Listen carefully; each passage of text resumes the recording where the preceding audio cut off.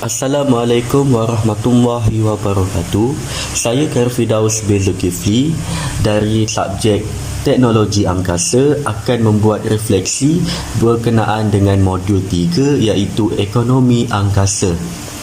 Soalan yang pertama berbunyi, masa depan ekonomi angkasa sebagai sumber kekayaan baru, New Economic Frontier dunia.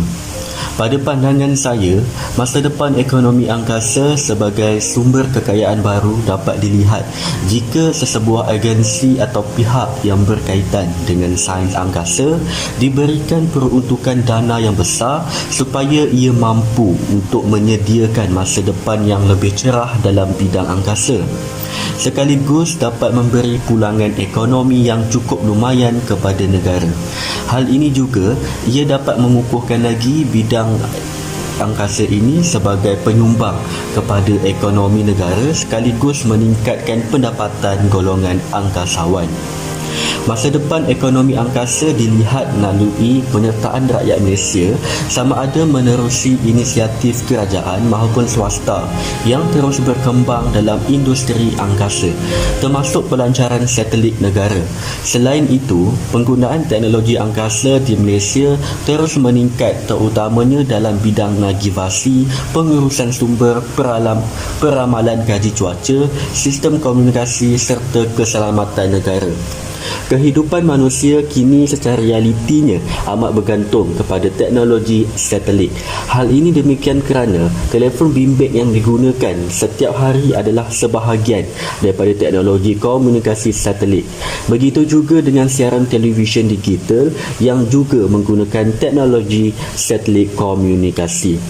Selain itu, masa depan ekonomi juga dilihat dengan penubuhan lebih banyak pusat planetarium yang ada di Malaysia ini sebagai salah satu aktiviti pelancongan. Ia juga merupakan tayangan khas untuk menyampaikan pendidikan dan persembahan hiburan yang berkenaan dengan astronomi dan langit malam. Oleh itu, melalui penubuhan pusat ini, ia dapat menjana sumber ekonomi di Malaysia. Hal ini demikian kerana pelbagai aktiviti yang menarik dapat dijalankan oleh pihak planetarium ini kepada masyarakat dan juga pelancong luar. Kedatangan pelancong ke pusat planetarium ini memajukan lagi sektor ekonomi angkasa di Malaysia. Bukan itu sahaja, manfaat lain juga turut diperoleh daripada kemajuan teknologi satelit seperti pengurusan hutan, pemantauan perairan, bencana, maklumat data serta aktiviti pertanian. Oleh itu, jelas dari sini bahawa masa depan ekonomi angkasa sebagai sumber kekayaan baru dapat dilihat melalui bidang teknologi angkasa ini.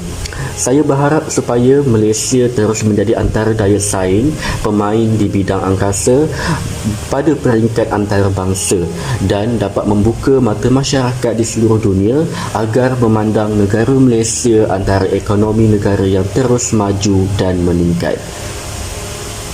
Soalan yang kedua, jika anda diberi peluang untuk menggubal polisi bagi menjadikan bidang angkasa sebagai sumber ekonomi baru di Malaysia, apakah strategi dan inisiatif yang akan anda cadangkan? Pada pandangan saya, sekiranya saya diberi peluang untuk menggubal polisi bagi menjadikan bidang angkasa sebagai sumber ekonomi baru, saya akan mencadangkan dan akan membuat strategi di mana pihak kerajaan perlulah bekerjasama bagi mengadakan kempen teknologi angkasa ini secara besar-besaran. Melalui kempen yang dijalankan ini, ia dapat memberikan lebih banyak input dan juga kesedaran kepada masyarakat dengan bantuan agensi-agensi tertentu. Hal ini dapat melestarikan kesedaran mengenai teknologi angkasa kepada masyarakat di luar sana kerana ia memberikan pelbagai manfaat terutama dari segi ekonomi, komunikasi dan juga keselamatan negara. Selanjutnya, saya akan memberikan tekanan dan tumpuan yang tinggi terhadap kepakaran masyarakat dalam bidang penyelidikan angkasa. Hal ini demikian kerana kepakaran yang tinggi dalam bidang angkasa akan menjadikan Malaysia sesebuah negara yang lebih maju serta dapat menarik minat ramai pelabur-pelabur luar untuk melabur dalam sektor angkasa di Malaysia. Justru itu suatu kerangka dasar yang konsisten dengan kepentingan keselamatan dan kesejahteraan negara juga amat dititik beratkan bagi menarik pelabur luar. Strategi yang saya akan lakukan juga adalah bagi menjadikan bidang angkasa sebagai sumber ekonomi baru adalah dengan pemantauan tahap perkembangan ekonomi yang akan memberi tumpuan terhadap peningkatan teknologi serta menyediakan infrastruktur yang berkualiti.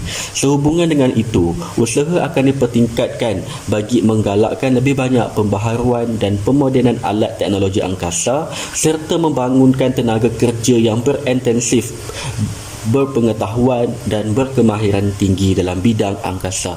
Pemerkasaan infrastruktur yang berkualiti ini dapat ditingkatkan bagi memudahkan cara dan aktiviti ekonomi di Malaysia. Akhir sekali, inisiatif dan strategi yang akan saya lakukan jika diberi peluang adalah dengan memperkasakan bidang atau program angkasa di Malaysia. Saya akan menyarankan pihak-pihak tertentu agar mereka memainkan peranan dan bekerjasama antara satu sama lain bagi mengadakan lebih banyak aktiviti yang berkaitan dengan bidang angkasa. Sebagai contoh, pihak kerajaan perlu menjalankan aktiviti cerapan bintang di waktu malam dan sebagainya. Pihak kerajaan juga perlu menubuhkan lebih banyak pusat planetarium di setiap negeri agar ia dapat menarik lebih ramai masyarakat setempat maupun pelancong luar untuk menyertai dan memahami lebih mendalam mengenai bidang angkasa ini. Hal ini secara tidak langsung dapat meningkatkan sumber ekonomi di negara ini.